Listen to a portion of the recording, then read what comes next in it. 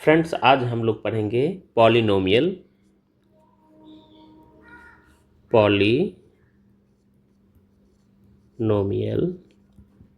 कल मैंने इंट्रोडक्शन का पार्ट आपको पढ़ाया था, तो आज हम लोग चलते हैं पॉलिनोमियल की तरफ और मैं आपको बताऊंगा कि पॉलिनोमियल क्या होते हैं। तो फ्रेंड्स, सबसे पहले हम लोग डेफिनेशन की तरफ चलते हैं। Polynomial is an algebraic expression in which the variable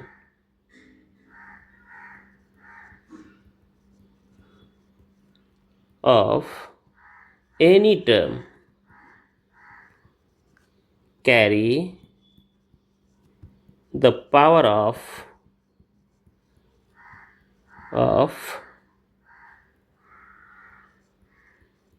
whole number,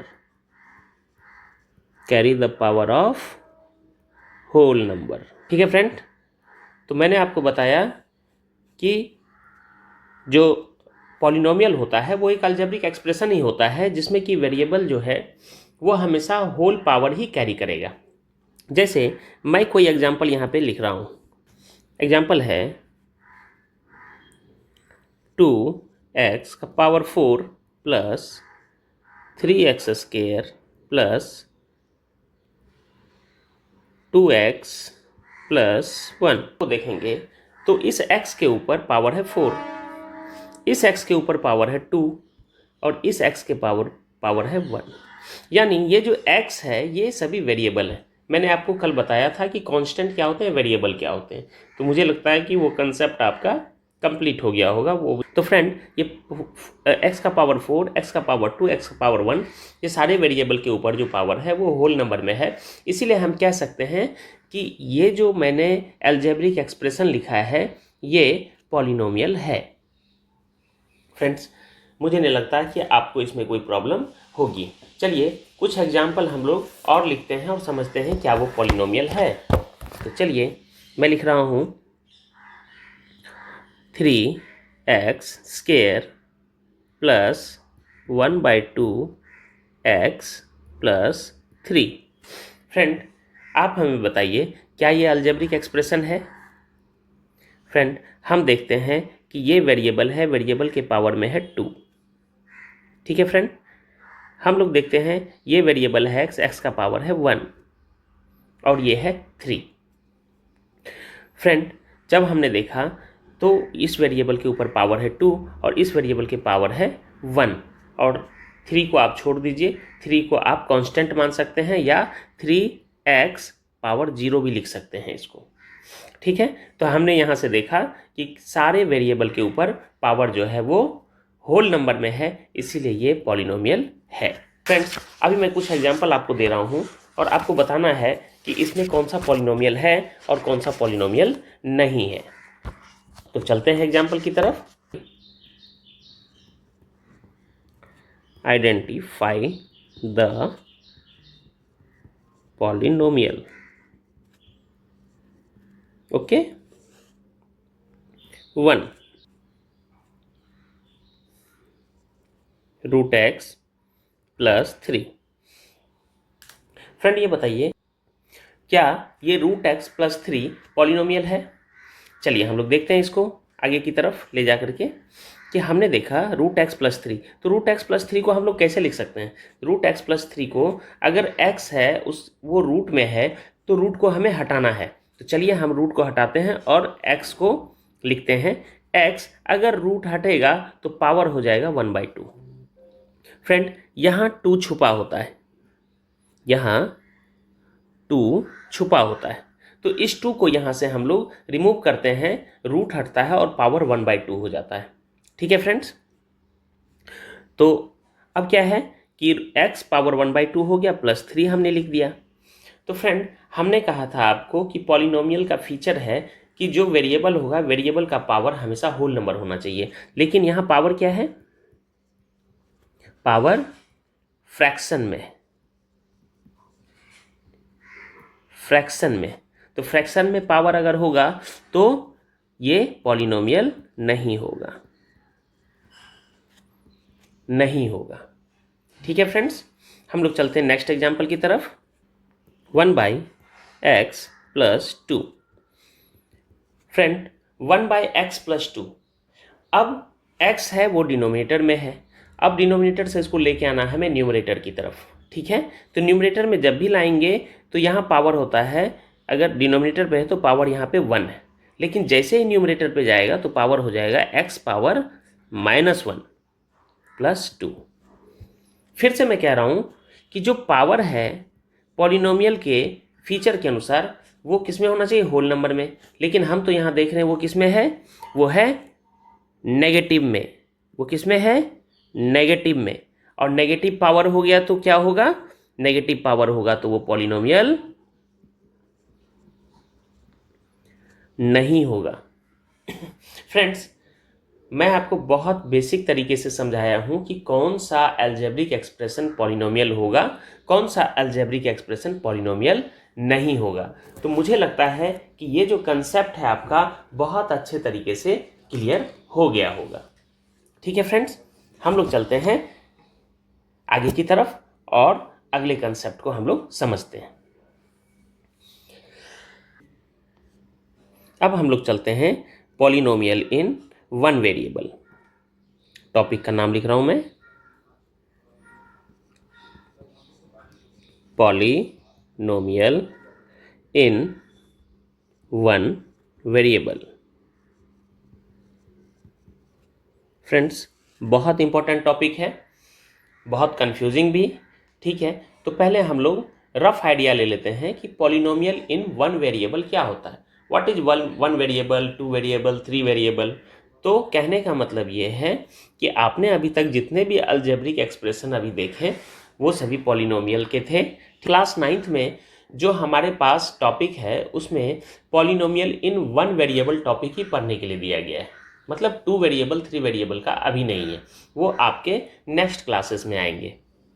यानी मैं आपको एक एग्जांपल दे रहा हूँ, जैसे 2x² + 3y।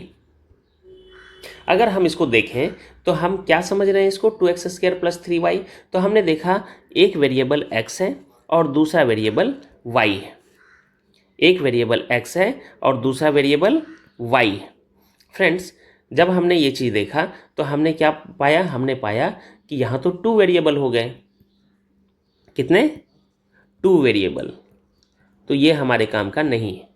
ठीक है, हमें ये नहीं पढ़ना है। तो हमें क्या पढ़ना है, हमें पढ़ना है, जैसे मैं आपको एक बता रहा हूँ, 2x² + 3x + 1 या 4x³ + 4x² + 7x + 1।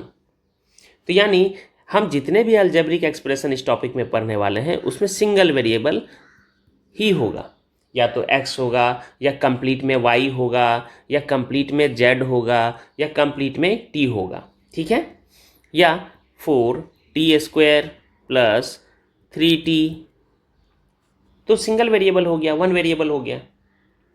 और पॉलिनोमियल को लिखने का तरीका क्या है, अगर हमने लिखा है 4t² + 3t तो हम इसको लिखते हैं पॉलिनोमियल इन t। अगर ये पॉलिनोमियल हमने लिखा है तो इसको लिखेंगे हम पॉलिनोमियल इन x। अब जैसे पॉलिनोमियल इन y का एक एग्जांपल हम लोग लेते हैं तो इसको हम लोग कैसे लिख सकते हैं, पॉलिनोमियल इन y का एक एग्जांपल हम लोग लेते हैं तो उसको कैसे लिख, तो जैसे y 5 + 4y³ + 3y² + 1। हम लोग ऐसे y का पॉलिनोमियल इन y को लिख सकते हैं। तो friends polynomial in one variable को हम लोग किस तरीके से पहचानेंगे कि वन वेरिएबल का है, ये हमने कंसेप्ट आपको यहाँ बताया है। ठीक है फ्रेंड्स, चलिए हम लोग आगे की तरफ चलते हैं। तो चलिए नोट लिखिए,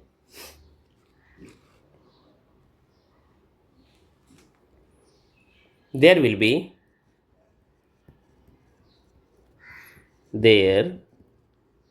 be only one variable in a polynomial bracket में algebraic expression with algebraic expression with only one variable. Friends, there will be only one variable in a polynomial, ठीक है, या algebraic expression with only one variable, ठीक है। हमने example आपको लिख दिया था, फिर से हम इसको यहाँ पे समझाने के लिए लिख रहे हैं, जैसे एक्स स्क्वायर या एक्स प्लस वन या x cube plus x square plus three etcetera. तो ये सारे क्या है, पॉलिनोमियल इन वन वेरिएबल, ठीक है। तो फ्रेंड्स, आपको हमने लिखने का भी तरीका बता दिया कि पॉलिनोमियल इन वन वेरिएबल को कैसे हम लोग लिख सकते हैं। चलिए फ्रेंड्स, अब हम लोग आगे की तरफ चलते हैं और पढ़ते हैं terms of the polynomial. Terms of the polynomial, चलिए टर्म्स ऑफ द पॉलिनोमियल। तो टर्म्स क्या होते हैं पॉलिनोमियल के, हम लोग ये समझते हैं फ्रेंड्स। तो फ्रेंड्स, टर्म्स होते हैं, जितने भी टर्म्स होते हैं पॉलिनोमियल के, वो सभी प्लस माइनस से सेपरेटेड होते हैं। तो लिख देता हूं मैं यहाँ पे, द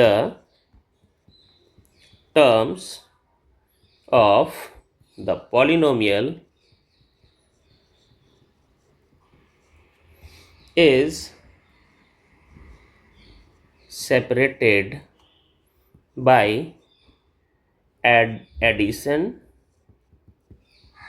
and subtraction sign, ठीक है friends. Example, 4x cube plus 3x square plus 5x plus 1। तो आप देखेंगे प्लस प्लस प्लस, आपने देखा ये साइन है, ध्यान देंगे, यहाँ एक प्लस है, यहाँ एक प्लस है, यहाँ एक प्लस है, इस प्लस से ये दोनों सेपरेटेड हैं, इस प्लस से ये दोनों सेपरेटेड हैं, इस प्लस से ये दोनों सेपरेटेड हैं। तो कहने का मतलब कितने टर्म है, first, second, third and fourth. तो कहने का मतलब टर्म्स ऑफ पॉलिनोमियल क्या है, टर्म्स ऑफ पॉलिनोमियल होते हैं टर्म्स जो कि प्लस और माइनस साइन से सेपरेटेड होते हैं। तो हम यहाँ पे काउंट करके बता सकते हैं कि number of terms equals to 4। एक अगला एग्जाम्पल ले रहा हूँ, 5x स्क्वायर प्लस 6। आप अगर इस एग्जाम्पल को देखेंगे, नंबर ऑफ टर्म क्या होंगे, 1 and 1 2 टर्म्स। फ्रेंड्स, बहुत मुश्किल नहीं है टर्म्स को काउंट करना। 3x cube plus 5x square plus 6, कितने टर्म्स हैं, 1 2 3 टर्म्स। कितने टर्म्स है फ्रेंड्स, 3 टर्म्स। अब हम लोग आगे की तरफ चलते हैं फ्रेंड्स। टर्म्स के बाद हम टर्म्स में समझते हैं कि हमने बताया था, जैसे ये एग्जांपल है 3x cube plus 6 square plus 5, जैसे ये एक एग्जांपल है, तो हमने बताया था कि 3 क्या है, कांस्टेंट, और x क्या है, वेरिएबल। 3 है कांस्टेंट, x है वेरिएबल। फ्रेंड, इस कांस्टेंट टर्म को, जो कि वेरिएबल के साथ अटैच है, इसको कॉफिशिएंट भी बोलते हैं। क्या बोलते हैं, कॉफिशिएंट। ध्यान रखिएगा friend, coefficient of x cube क्या होगा, कॉफिशिएंट ऑफ एक्स क्यूब क्या होगा, 3 होगा। कॉफिशिएंट ऑफ एक्स नॉट क्या होगा फ्रेंड्स। अब एक्स नॉट आपको कहीं दिख रहा है क्या, हाँ यहाँ दिख रहा है। ये जो 5 है, 5 में पावर ये क्या है, 5 कॉफिशिएंट है, और यहाँ हम इसको लिख सकते हैं एक्स नॉट। तो एक्स नॉट जब पूछा तो कॉफिशिएंट क्या होगा एक्स नॉट का, एक्स नॉट का कॉफिशिएंट होगा 5। ठीक है फ्रेंड्स, तो ये ध्यान देने वाली बात है कि आपको टर्म्स क्या होते हैं, कॉफिशिएंट क्या होता है, कांस्टेंट क्या होते हैं, वेरिएबल क्या होता है, वो ध्यान रखना है। ठीक है, चलिए फ्रेंड्स, तो यहाँ तक हमने बताया आपको कि नंबर ऑफ टर्म्स क्या होते हैं। फ्रेंड्स, अगर आपको हमारा वीडियो हेल्पफुल लग रहा है तो आप हमारे वीडियो को लाइक कीजिए, सब्सक्राइब कीजिए और अगले वीडियो में फिर से जुड़िए, ताकि मैं जो भी कंसेप्ट आपको बताता जा रहा हूँ वो सारी चीज़ें आपकी क्लियर होती रहे। Thank you.